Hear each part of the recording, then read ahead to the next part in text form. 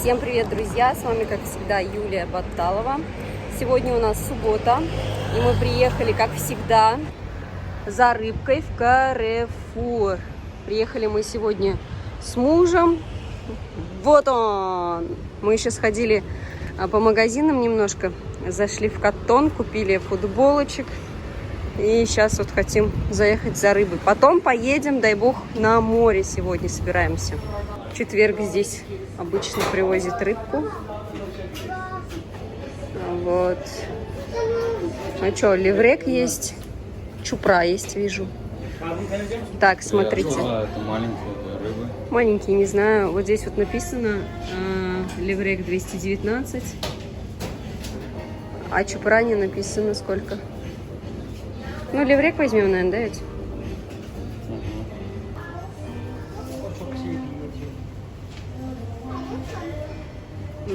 На что похож? На кильку?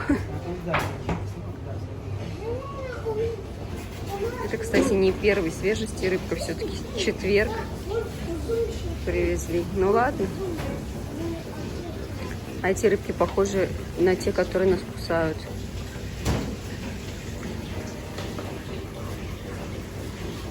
Наконец-то я яйца куплю за 99 со скидкой. В Carrefour яйца крупнее, чем в других магазинах.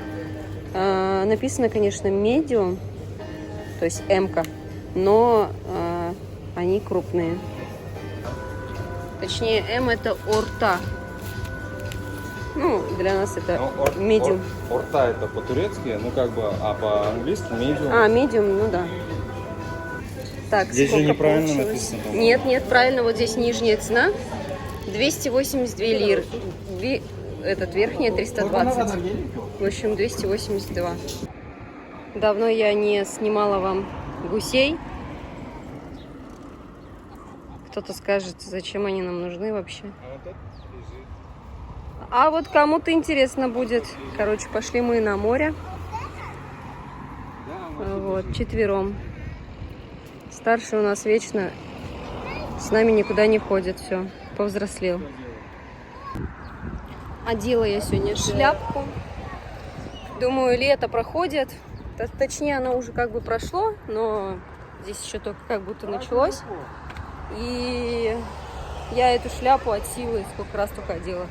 Я думаю, почему бы и нет, ветра сегодня нету. Друзья, смотрите, что у нас растет здесь. Это большой грейпфрут. Вот для сравнения вам. Здесь вот апельсинки. Или это мандарины. Мандаринки.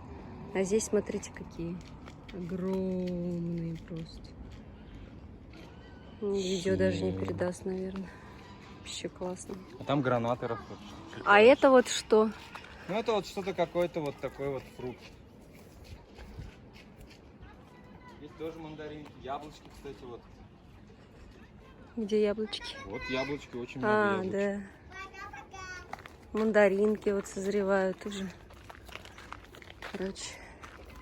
Так. А там вон. А это хурма, да? Хурма растет, да. Хурма, это оливки. Здесь гранаты. Здесь сейчас гранаты будут прям такие.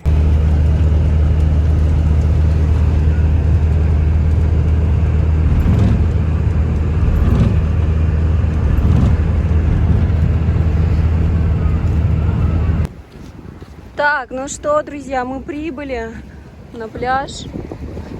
Знаете, печально, что в Атакенте сейчас негде переодеться.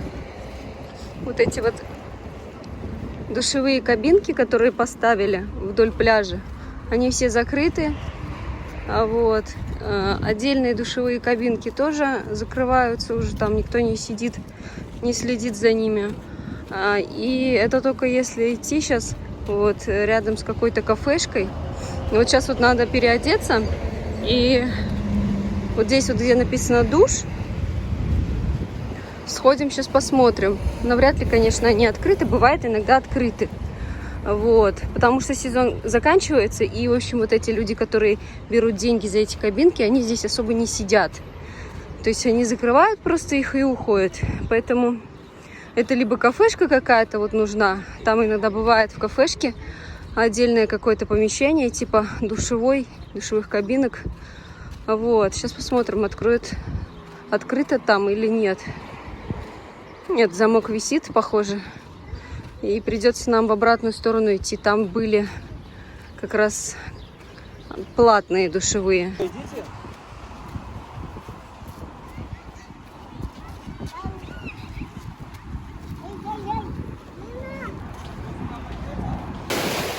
Ну что, друзья, мы искупались. Как вода?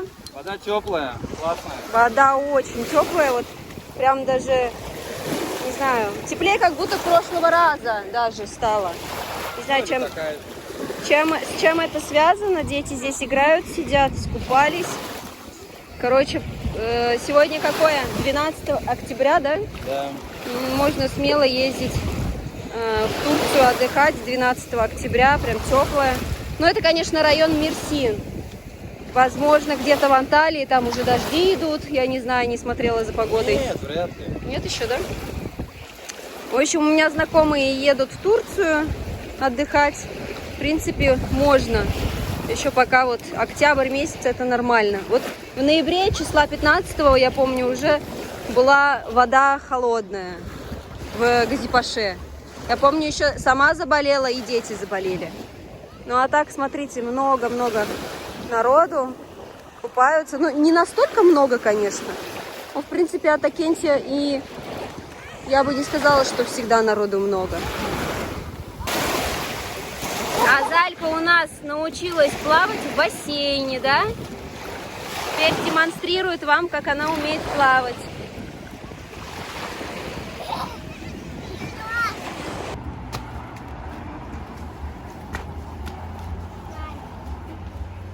Короче, хотела вам показать. Вот здесь вот душевые кабинки есть. А еще тут, похоже, есть палатки, кто хочет здесь устроиться, остаться на ночь. Вот здесь вот кабинки душевые. 40 лир стоит на человека сходить.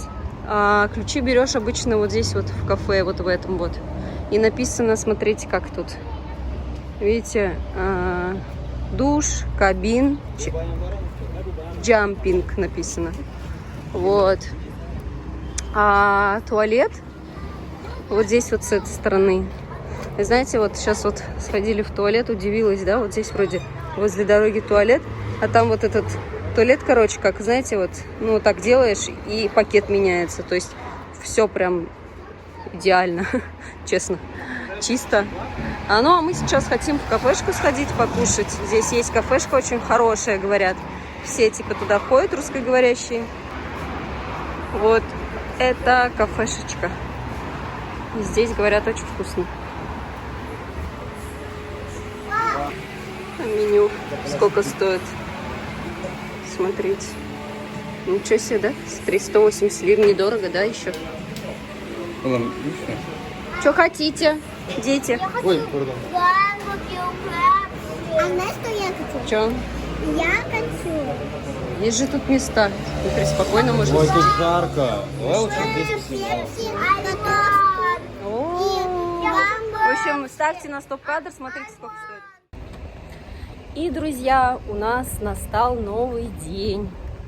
Вчера пообедали мы в этой кафешечке. Было вкусно, но донер вот этот вот я не очень люблю, если честно. Туда и картошку пихают, и все подряд пихают, поэтому мне больше, конечно, гамбургер. Понравился гамбургер, но не настолько прям, чтобы вау. Мясо все равно, вот это вот турецкое мясо, они как-то по-другому делают его. Не очень. В общем, мы пошли с мужем на свидание. Сегодня творческий вечер. И коллега моего мужа там должен стихи читать, выступать. Вот. Вообще, как бы, я так понимаю, тема романтическая что-то, да? Любовь. Любовь, там что-то вот еще. Поэтому у нас сегодня свидание, романтическое свидание, можно сказать. Потом еще муж пообещал мороженым угостить после творческого вечера. Ну, а мы, знаете, сколько уже на свидание не ходили? Лет 7, наверное. Шучу.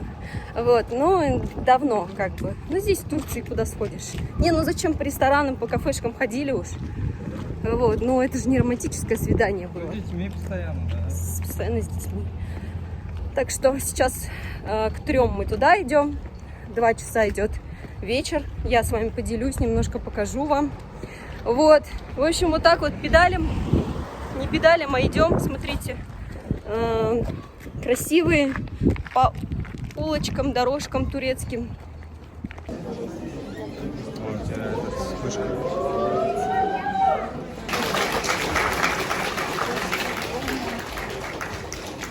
Свет.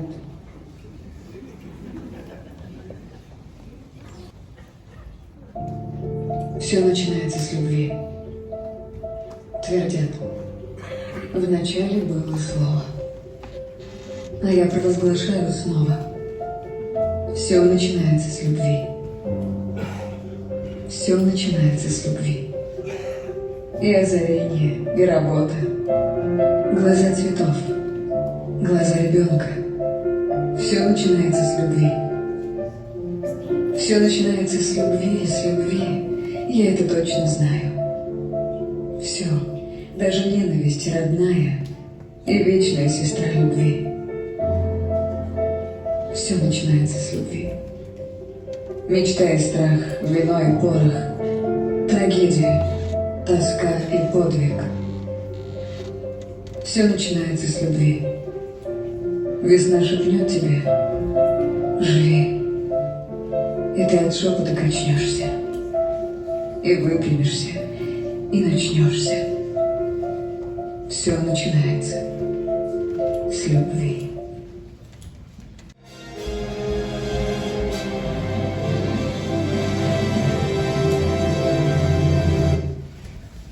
Добрый вечер, уважаемые зрители!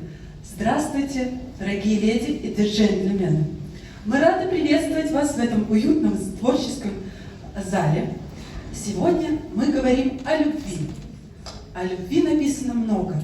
Тысячи, миллионы строк, продиктованных душевными волнениями и страстными порывами.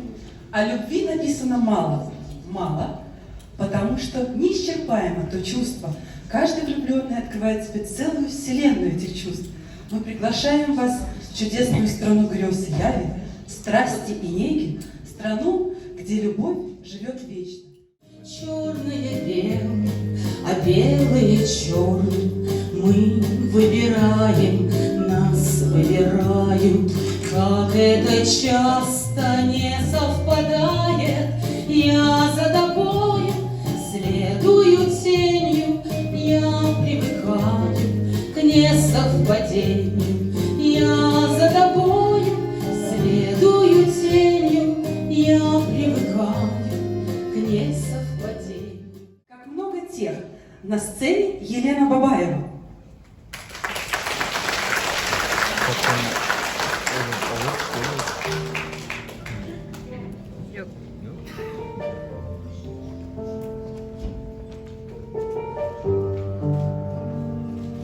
Как много тех, с кем можно лечь в постель. Как мало тех, с кем хочется проснуться. И утром, расставаясь, обернуться и помахать рукой, и улыбнуться. И целый день, волнуясь, ждать вестей. Как много тех, с кем можно просто жить. Пить утром кофе, говорить и спорить. С кем можно ездить, отдыхать на море. И как положено, и в радости, и в горе быть рядом, но при этом не любить. Как мало тех, с кем можно помолчать, смотреть, как облака роятся в небе, писать слова любви на первом снеге и думать лишь об этом человеке, и счастья большего не знать и не желать. Как мало тех, с кем можно помолчать, кто понимает с полуслова, с полувзгляда, кому не жалко год за годом отдавать, и за кого ты сможешь, как награду, любую боль, любую казнь принять. Вот так и вьется эта карусель, легко влюбляются, без боли расстаются. Все потому, что много тех, с кем можно лечь в постель. Все потому, что мало тех, с кем хочется проснуться.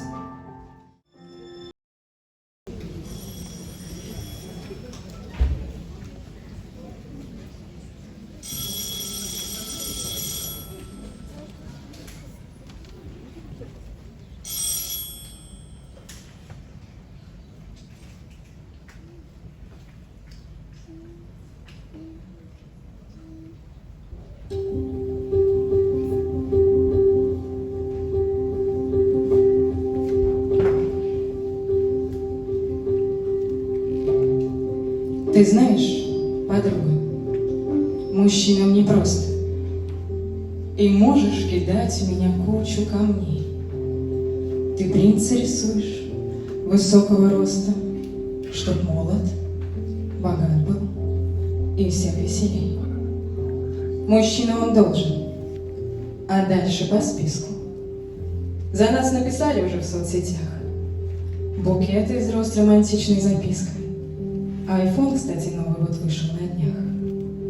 Одни в 25 ждут огромных успехов. Машины, квартиры и где-нибудь дом. И, в общем, неважно, какие помехи, своим ли он нажил все это трудом. Ты знаешь, подруга, мужчинам непросто. Им плакать нельзя, говорить про печаль. В них много нельзя. Чего нам, девушкам, можно. Нет, я в восхищении. Мне их не жаль.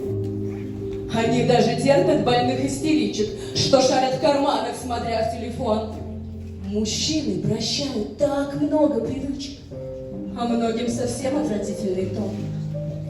И я знаю мужчин по-серьезному верных, но им почему-то всегда не везло. Влюбляются в глупых, коварных, нелепых. А все потому, что таких большинство. Поэтому им не хотелось жениться, хоть время идет уже к 30. Телами успели уже насладиться, но что-то за гранью никак не найти. Ты знаешь, подруга, мужчинам непросто, а умным еще и труднее 100 крат.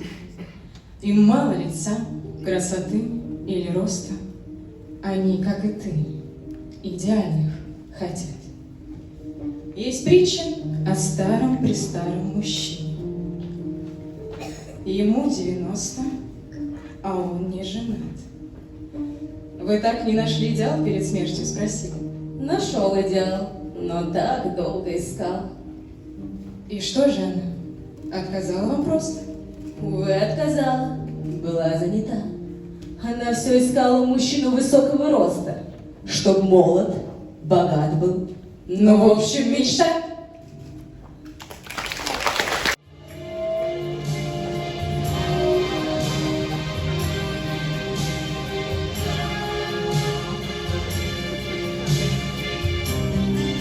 Ты меня любишь, и яростно, гордо, ласково, птицей парящей, небо судьбы распластано.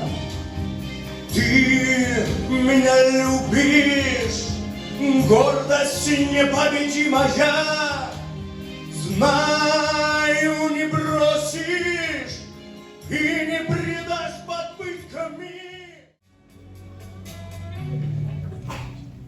Исчезли все болезни человека, а значит и лекарства ни к чему. А для духовных радостей открыт особый магазин аптека. Какая б ни была у вас потребность, он в тот же миг откликнется готов. Скажите, а есть у вас сегодня нежность? Есть.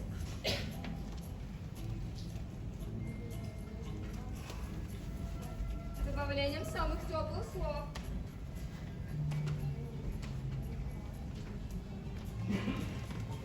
Мне бы счастье, пьющего ключом. Какого вам? На месяц? На года? Нет, мне бы хотелось счастья навсегда. Такого нет, но через месяц ждем.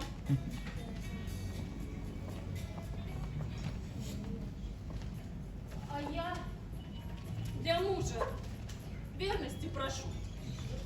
Мужская верность? Это право сложно. Ну ничего, я думаю, возможно. Не огорчайтесь. Я вам подыщу.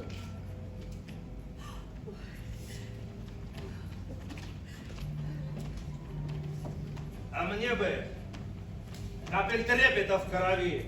Я северянин, человек арктический. А мне флакон пылающей любви. И пол флакона просто платонический.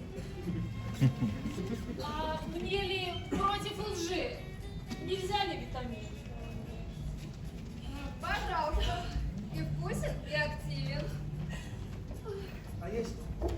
женщин.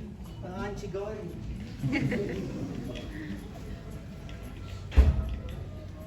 Есть! Но пока что малоэффективен. А покоритель сердца есть у вас? Да, вот магнит.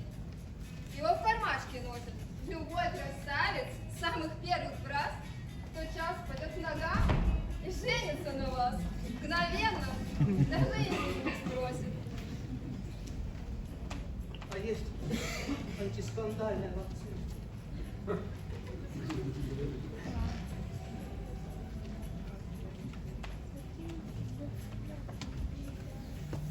Есть. Жене компресс годится, а мужчине за час до ссоры 2 укола в спину. Или 1, сидячий час спины.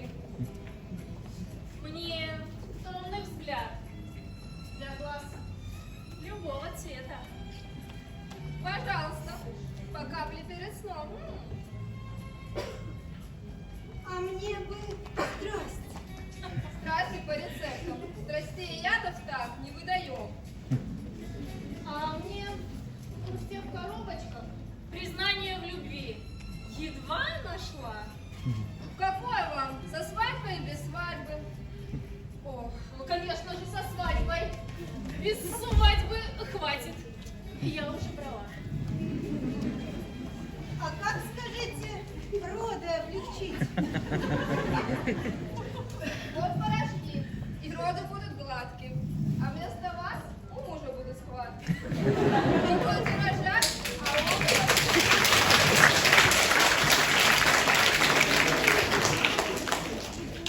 пусть шутка раздувает паруса. Ведь в жизни нынче всюду чудеса. Как знать, а может быть и в этом веке откроются такие вот аптеки.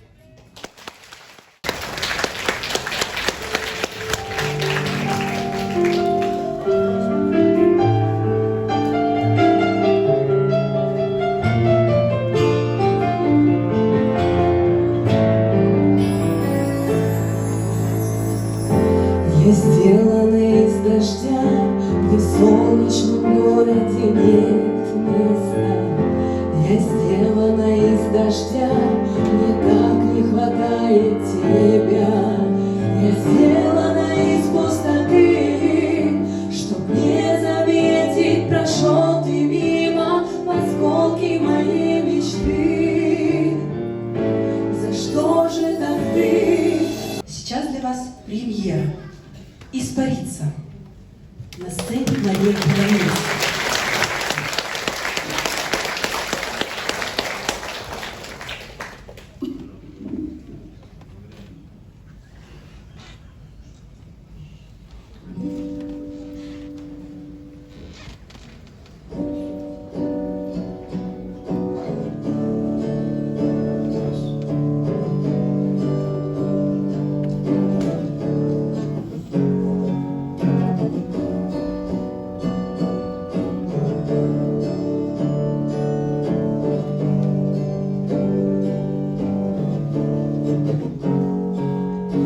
Если себя предать, от боли не сбежать, сердце не вырвать, не оставить, не унять.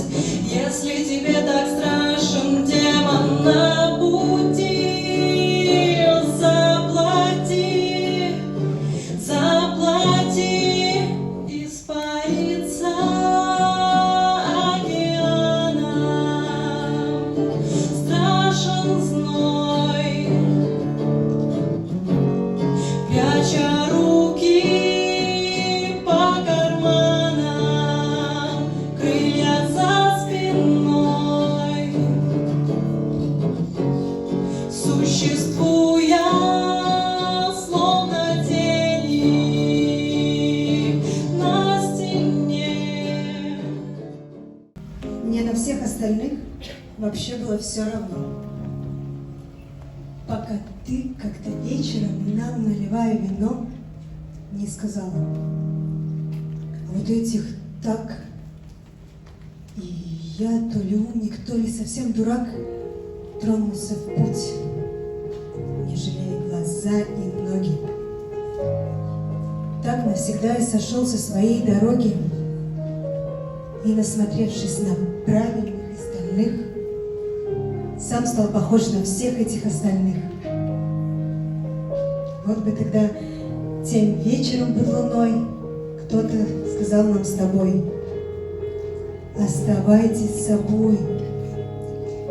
Если стремиться за всеми, чтоб все объять, очень легко самого себя потерять.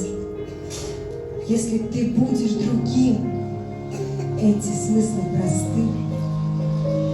Кто же тогда в этом мире будет таким, как ты, таким, как ты?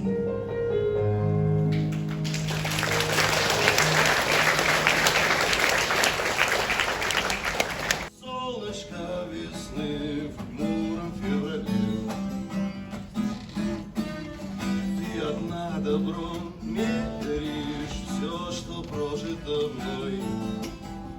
Ты в меня еще веришь, как уже никто другой. Если я пришел на эту землю встретить Бога, я его нашел, наверное, только в тебе.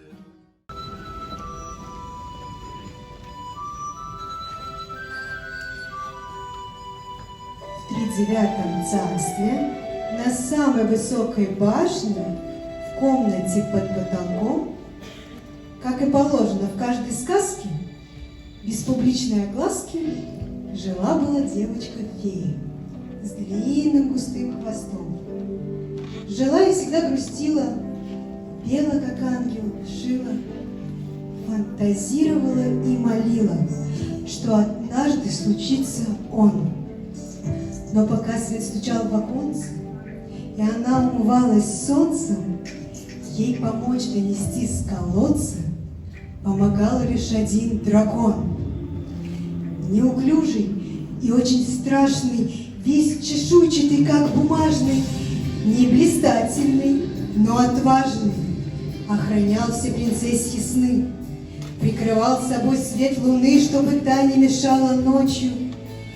Иногда, когда дождь и прочие неполадки снаружи замка, или просто принцессе гадко, он стучал коготком в стекло, та ему отворяла раму, и он вдруг из простой охраны превращался в того, кто раны лечит с трепетом и легко. Он свою огромную морду клал, как кошка, на подоконник, и принцесса его ласкала, говорила свои мечты. Так рассвет заливал холмы. Если где-то казалась беда или что-то ей угрожало, хоть раскрытое одеяло, хоть та звездочка, что мерцала, он готов был сжигать дотла, убивать, защищать, сносить. Лишь бы ночью к ней приходить, слышать голос и все нытье, носом чокаться о плечо, кто из них больше был заключен. И однажды, таков сюжет, из другого прекрасного царства 39-го государства, как и положено каждой сказке, появляется силуэт.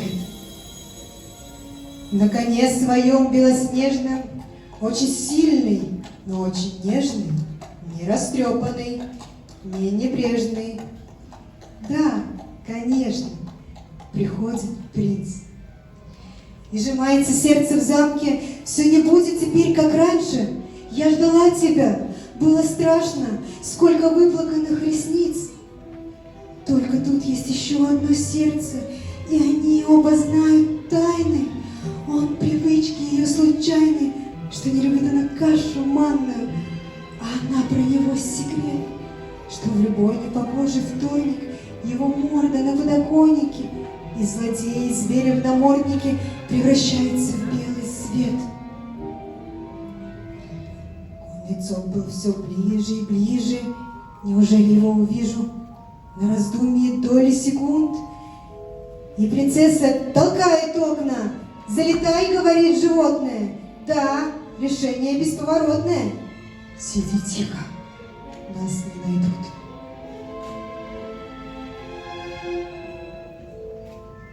Принц стучит поворотом замком. Тишина. Не рычит дракон. Значит, то опустевший дом. Никаких тебе здесь принцесс. Те под крышкой едва не дышат. И, конечно, никто не слышит. Конный цок. Тише, тише, тише. Силуэт размывает лес. Just as long as you stand by me. So darling, darling, stand by me. Whoa, stand by me. Whoa, stand now. Stand by me. Stand by me.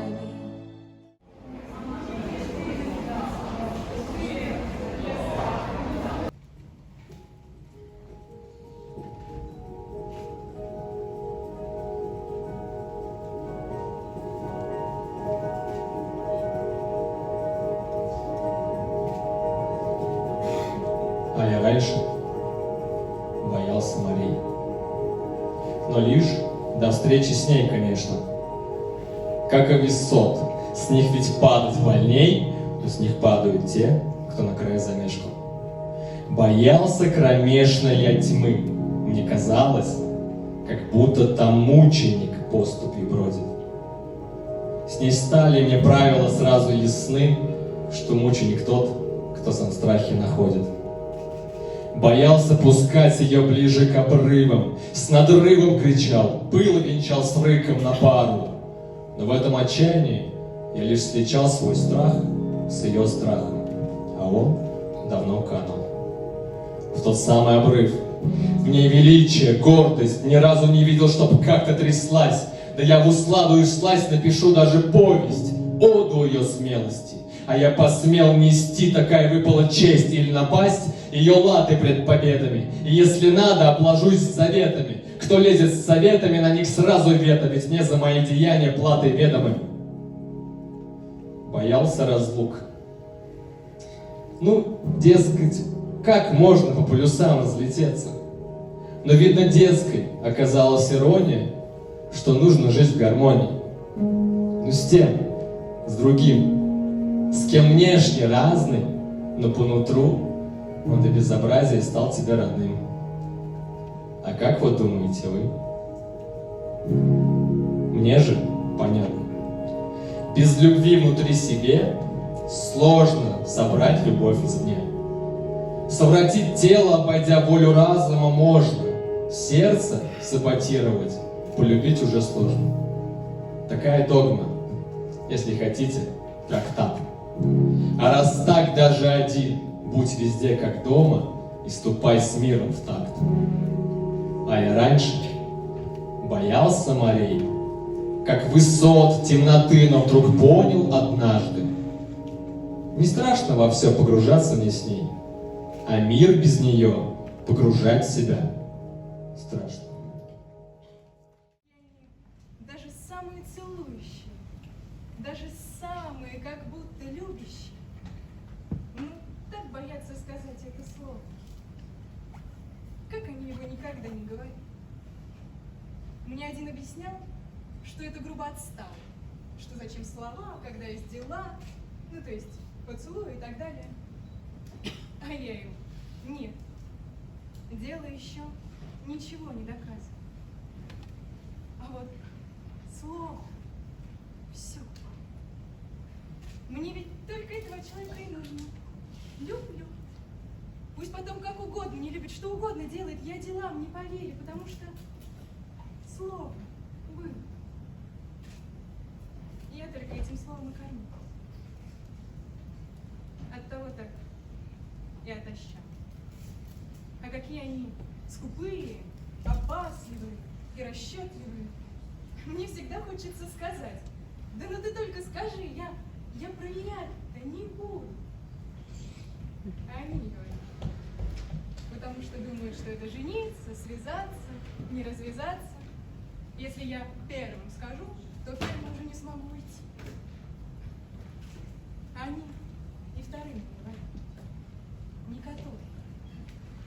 Как будто бы со мной можно не первым уйти, а я первый никогда в жизни не уходил.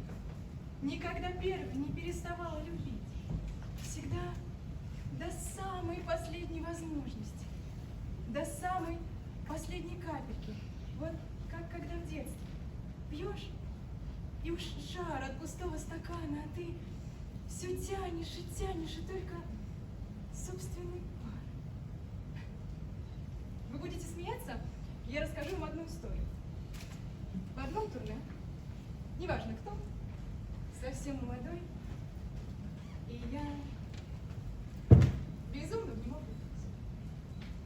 Он все вечера садился первый. И бедно одетый, не по деньгам садился, а по глазам. На третий вечер так на меня смотрел, что либо глаза выскочат, либо сам на сцену выскочит. Говорю, двигаюсь, а сама все кажусь. Ну что, и еще сидит. Только это нужно понимать. Это не был мужской, обычный, идящий взгляд. Нет. Он был совсем мальчик. Это был пьющий взгляд. Он глядел, как завороженный, словно я его как на нитке, как на канате притягиваю. Это чувство должны знать русалки, а еще скрипачи, вернее, смычки, и реки, и пожары, что вот-вот скочит меня как в костюм. Я просто не помню, как тогда доиграла. У меня все время было такое чувство, что в него, в эти глаза оступлюсь. И когда я с ним, за этими кулисами,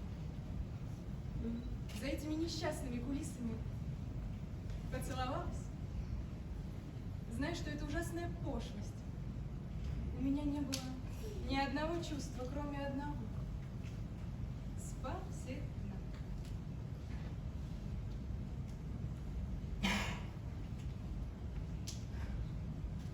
Это длилось страшно год. Говорить нам было не о чем. Сначала я все время говорила, а потом перестала. Потому что нельзя, чтобы в ответ на слова только глаза и поцелуи. И вот лежу я утром, дома, и еще сплю, и уже не сплю, и все время себе что-то повторяю. Словами, губами.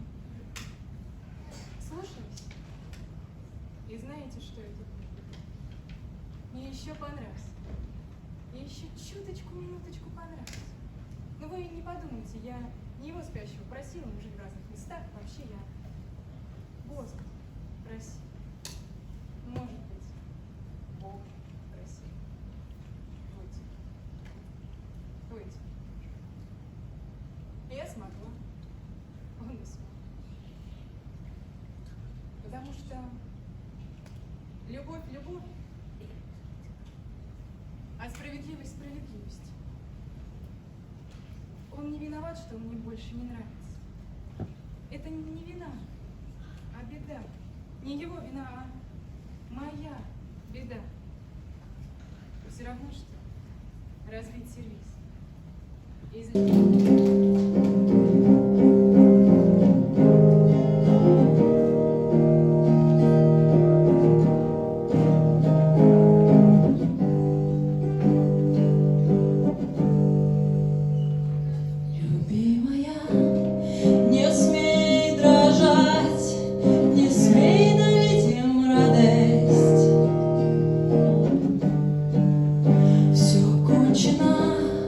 Окружены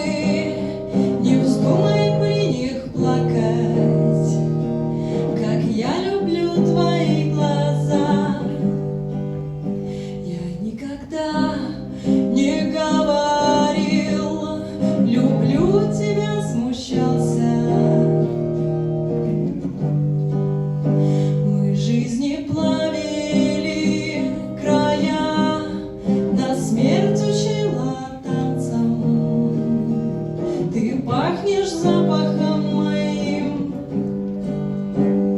Но если я умру быстрее тебя, ты догоняй. Выстрел ртом лови, не прячь лицо. Кричи, кричи, кричи. Мы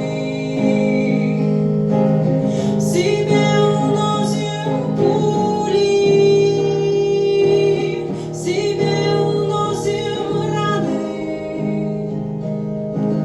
Всех тех, кого убили, кто никогда не знал любви. Любимый мой. Комната. Двое. Поскроллив чужие жизни в гаджетах, что им явно не важно, их разделяет контур тепла двух тел. Пустив коптер над головами, явно увидим еще и тень стены отсутствия общих тем. Конечно же их, но не нас с вами. Нам интересны двое. И раз я вас собрал, знать будет бал того буйства чувств, что скрыты в них, а я вскрою. Тем временем гаснет один экран. Звук блокировки режет тишину, как шорох чердачной крысы. Мир чужих жизней потух, да и он закрылся. Он там бывал не раз. Это по роду медитации в потоке мыслей, танцем теряешь, таешь в прострации, уходишь, не закрывая дверь при этом. Может, пал духом, паник эскизся. К слову, как дополнение к эскизу, он лежал в закрытой позе, в каждой ухе затычка, в том нелепом одеянии, что лежат на диване или вершат быт одеяний. Но это не важно. Он погружался в мысли. Что было тем мысом, что нагло выпячивало ее из берегов масс моря моего взора, и каждый позор поступков был ей прекрасен. Кто придумал яркий взор, четкий узор тела, словно ясен? Кто поражал мой разум, овладеть этой женщиной разум, вздор? Какие мы с ней половинки? Мы две лавины, что уничтожат дома и виллы, и все прекрасное, но, Боже, какой ясный контур лица, да и контур кольца на безымянном тоже.